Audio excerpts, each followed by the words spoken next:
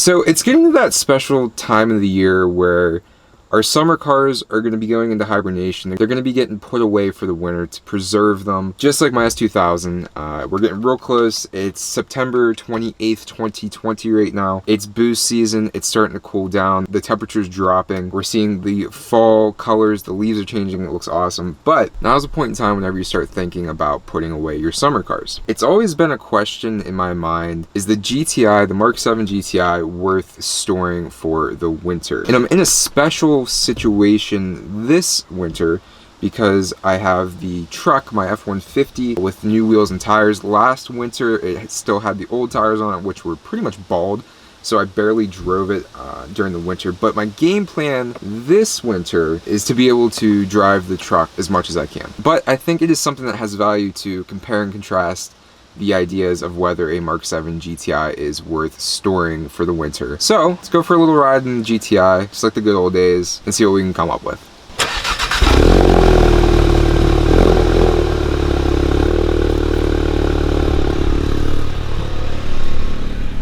Let's go for a little cruise. We haven't really gone for a cruise and just hung out and talked for a while, but I want to tell you guys about this and basically let you know what I'm going to be doing with the GTI this summer, what I'm going to be doing with the GTI this winter, when I'm going to be driving it, where it's going to be, and some mods that are becoming that I just found out about. So let's start off with, is it worth storing your GTI for the winter? The reasons people store their cars for the winter is so that they don't have to go through the salt and all the grime, and the snow really isn't the problem with winter. It's just all the crap that they dump onto the roads and you have to drive through. Now, my car has about 85,000 miles on it right now, and most of the quote damage or imperfections or whatever you want to call it have come from winter driving. I have a ton of rock chips on the front of the car. The center caps on the Koenig wheels are tore the heck up. I have some corrosion going on, and I've been hearing from guys that corrosion has been an issue with these Mark 7s, starting off on the pinch welds, on the rockers. I'm really sorry about the lighting, guys. I'm trying to expose the background, and me too. But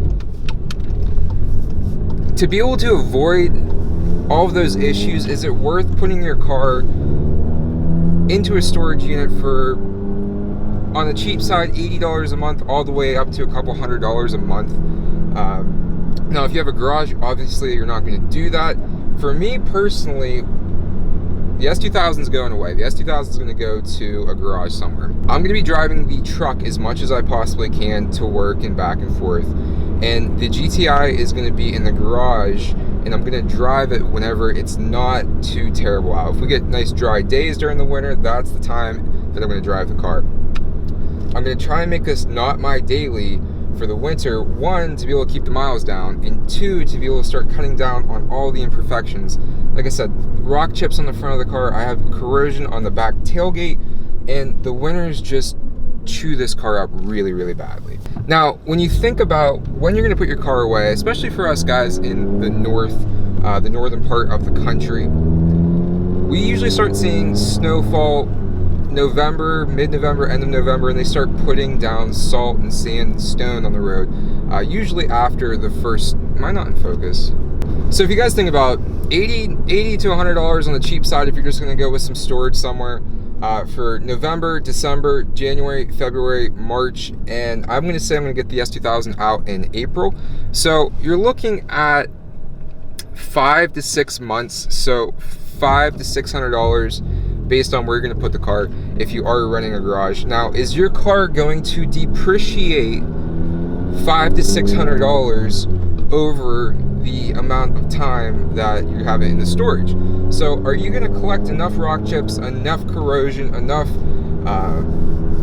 having sand all through your car, having it just depreciate?